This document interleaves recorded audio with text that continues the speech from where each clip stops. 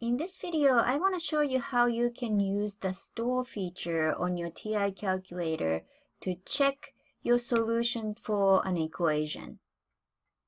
We're going to be using these two examples that I have over here.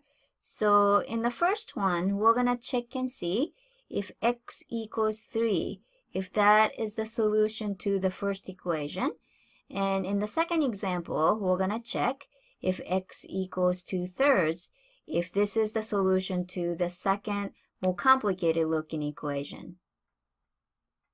The first thing that I want to show you is how to store a value in your calculator. Now, you can choose whatever letter you want to store a value in, but the most convenient thing for us to do is to store a value into the variable key x. So that's what we're going to be doing. So let's say that you want to store the value 15 into the variable key x.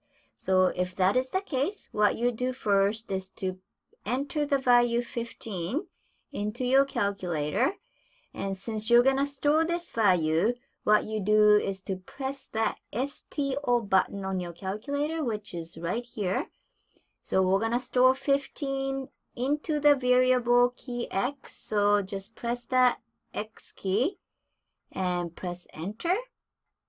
Now that the value 15 is stored in the variable x. So at this point, if I were to press x and press enter, you see that the calculator now thinks that the variable x represents the value 15. By the way, if you decide to store a different value into x now, you can always do that. All you have to do is to repeat the same process. So let's say now you decide to store -4, for example, into x instead of 15. All you need to do is to type -4. By the way, negative is not the same thing as the minus key. So -4, store that into the variable x and press enter. Now instead of 15, the variable x stores the value -4. So let's check.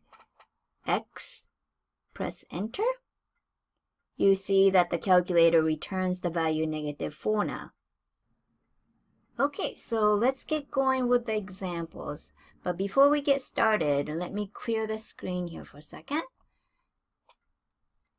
Okay, so in the first example, we're going to check if x equals 3, if this is the solution to the first one, which means that when x is 3, the left and the right-hand side of this equation must equal, right? So the first thing that we're going to do is to store that value 3 into the variable x. We know how to do this now, so let's do this. So 3, store that value to x. Enter. So now calculator thinks that the variable x is exactly 3. Okay, so since the calculator already thinks that x is 3, all I need to do at this point is to enter the left and the right-hand side of this equation separately and see if both sides give me exactly the same value, right?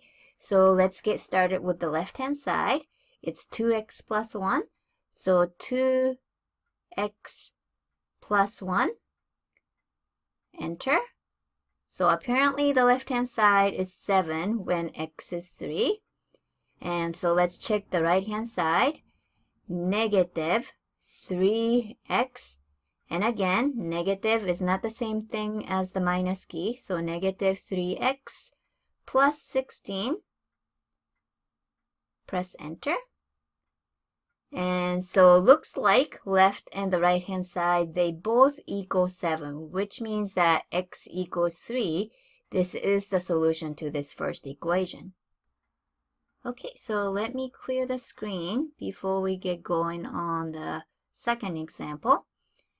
So in this second example, we need to check if x equals 2/3 is the solution to the second equation. So let's store the value 2/3 into x. So 2 divided by 3, That's 2/3. Store that into X. Enter. Now, don't worry about the fact that the calculator is returning the decimal value. X does, store the value 2/3. Okay, so just like in the first example, let's enter the left and the right-hand side separately. So starting with the left-hand side, we need to enter 4.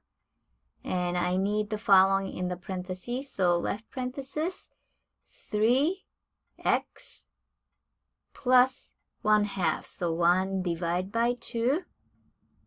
And close it. Press enter. Looks like the left-hand side is giving me 10. So let's check the right-hand side. 5x plus 20 over 3. So 20 divided by 3.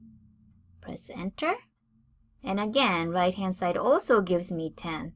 So now we just check that x equals 2/3 is the solution to the second equation. Okay, so this is how you can use the store feature on your TI calculator.